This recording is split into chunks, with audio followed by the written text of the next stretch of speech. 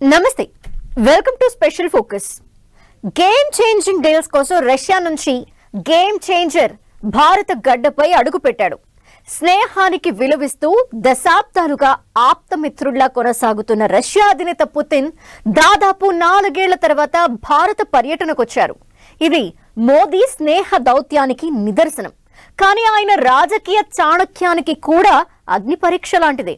ఇప్పటికే America టారిఫ్లు, China దుందుడుకు చర్యలు, పాక్ ప్రేలాపనలతో కొనసాగుతున్న రాజకీయాల్లో సైలెంట్ గానే వైలెంట్ వార్నింగ్ ఇచ్చేలా పుతిన్ తో మోదీ భేటీపై ప్రపంచవ్యాప్తంగా హాట్ చర్చ జరుగుతోంది. ఈ చిరకాల మిత్రుల ట్రేడ్, డిఫెన్స్ డీల్స్ తో ప్రపంచానికి ఏం చెప్పబోతున్నారు? ముఖ్యంగా వైట్ హౌస్, బీజింగ్ కి ఎలాంటి సందేశం పంపుతున్నారు?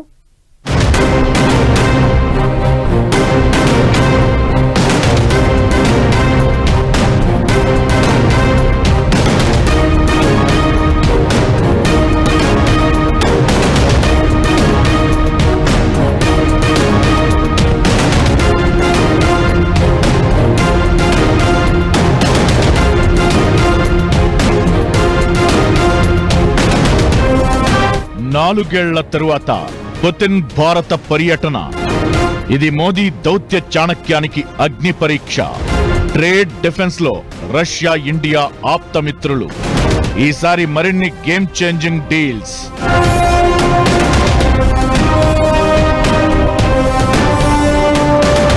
చిరకాల మిత్రుడు, ఆత్మబంధువు, ఆప్తమిత్రుడు, అజాత శత్రువు, నమ్మకమైన నేస్తం.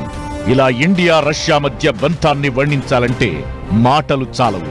దశాబ్దాలుగా భారత్, రష్యా మధ్య వాణిజ్య, రక్షణ, ఇతర రంగాల్లో పెనవేసుకుపోయిన బంధం అలాంటిది. అగ్రరాజ్యాల్లో ఒకటిగా ఉన్న రష్యా దేశాధ్యక్షుడు వ్లాదిమిర్ పుతిన్ ఇండియాలో అడుగు పెట్టడంతో ప్రపంచం చూపంతా భారత్ పైనే పడింది. రష్యా యుక్రెయిన్ యుద్ధం ప్రారంభమయ్యాక 4 ఏళ్ల తరువాత తొలిసారి పుతిన్ భారత్ లో అడుగు పెట్టారు. దీంతో ఆప్తమిత్రుడికి మోదీ సర్కార్ ఘనంగా స్వాగతం పలికింది.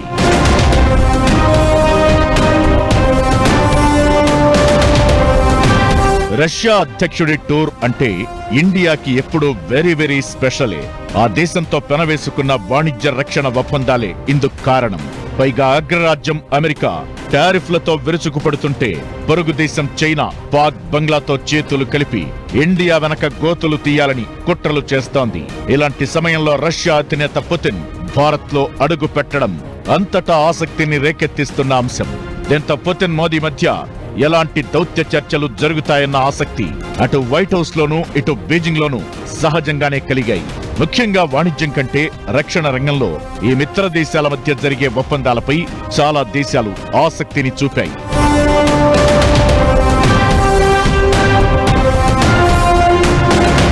పుతిన్ ఇండియా టూర్లో ఇరు దేశాల ప్రధానమైన అజెండా వాణిజ్యం, రక్షణ ఒప్పందాలే.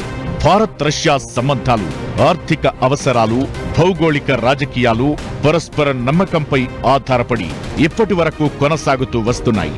ఇది మోదీ దౌత్య చాణక్యానికి నిదర్శనం. రష్యాతో సంబంధాలు మరింత బలపడాలి. అలాగే అమెరికా సహా ఇతర పాశ్చాత్య దేశాల నుంచి ఒత్తిడిని తట్టుకోవాలి. ఏ దేశాన్ని కాదని పక్కన పెట్టడానికి వీల్లేదు. రష్యా శత్రుదేశంగా భావిస్తున్న యుక్రెయిన్ తోనూ ఇండియా మంచి బంధాన్ని కొనసాగించాలి. మిగతా యూరోపియన్ దేశాలతో సంబంధ బాంధవ్యాలను తెంచుకోకూడదు.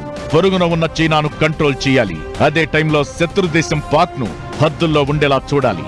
ఇలా ఎన్నో రకాల ఒత్తిడులు, ఎత్తుగడల మధ్య పుతిన్ కు భారత గడ్డపై ఘన స్వాగతం పలికారు మోదీ.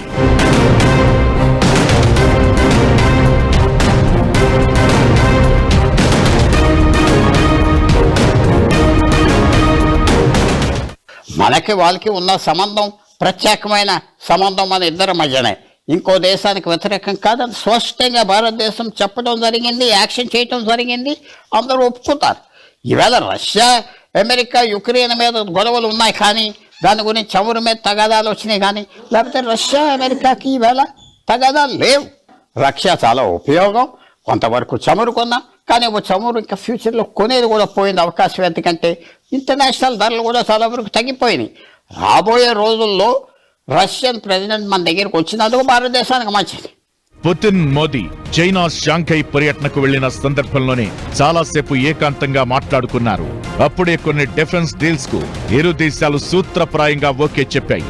ఆ తరువాత యుఎస్ భారత్ రష్యా చమురును కొనడం ఆపేయాలని ట్రంప్ నుంచి ఆంక్షలు వచ్చాయి. భారత్ రష్యా నుంచి చమురు కొనుగోళ్లను తగ్గించింది. యుక్రెయిన్ యుద్ధం తరువాత రష్యా, ఆపరేషన్ సింధూర్ తరువాత ఇండియా, ఈ రెండు దేశాల అధికారిక రక్షణ రంగ డీల్స్ కు భారత్ వేదికైంది. సోవియట్ యూనియన్ కాలం నుంచే భారత్ రష్యా నుంచి ఆయుధాల్ని కొనుగోలు చేస్తోంది. ఆ దేశానికి మన ఉత్పత్తుల్ని ఎగుమతి చేస్తోంది. 2010 నుంచి 2015 మధ్య భారత రక్షణ దిగుమతులు 72% ఉంటే 2020-24 మధ్య 36% తగ్గాయి. ఈ రెండు దేశాల వాణిజ్యం మార్చి 2025 నాటికి $68 బిలియన్ చేరింది. డిఫెన్స్ డీల్స్ లో రష్యా S-400 రక్షణ వ్యవస్థను భారత్ వినియోగిస్తోంది. ఇప్పుడు S-500 అప్గ్రేడ్ వర్షన్ ను ఇండియాకు అందించనుంది మాస్కో. ఇలా రక్షణ రంగ భాగస్వామ్యం పుతిన్ టూర్ తరువాత మరింత పెరగనుంది. ఊహించని రీతిలో రష్యాతో భారత్ బంధం బలపడనుంది. ఇప్పటికే సుకోయ్ ఫైటర్ జెట్లని రష్యా నుంచి మరిన్ని కొనుక్కునే దిశగా ఇండియా రక్షణ ఒప్పందాలు చేసుకుంది. బ్రహ్మోస్ మిసైల్స్ ని రష్యా టెక్నాలజీ భాగస్వామ్యంతోనే ఇండియా తయారు చేస్తోంది. దీంతో పాటు వాణిజ్యం, కార్మికుల తరలింపు, ఎనర్జీ, పర్యాటకం, డిజిటల్ సేవలు, AI చాలా రంగాల్లో ఇరు దేశాల మధ్య ఎంతో విలువైన ఒప్పందాలున్నాయి. పుతిన్ పర్యటనతో ఇవి మరింత దృఢపడ్డాయి. భారత్ నుంచి రష్యా ఎక్కువగా సముద్ర ఉత్పత్తులు, బంగాళదుంపలు, దానిమ్మ, ప్రాసెస్డ్ ఫుడ్, కన్స్యూమర్ గూడ్స్, ఔషధాలని కొనుగోలు చేస్తోంది.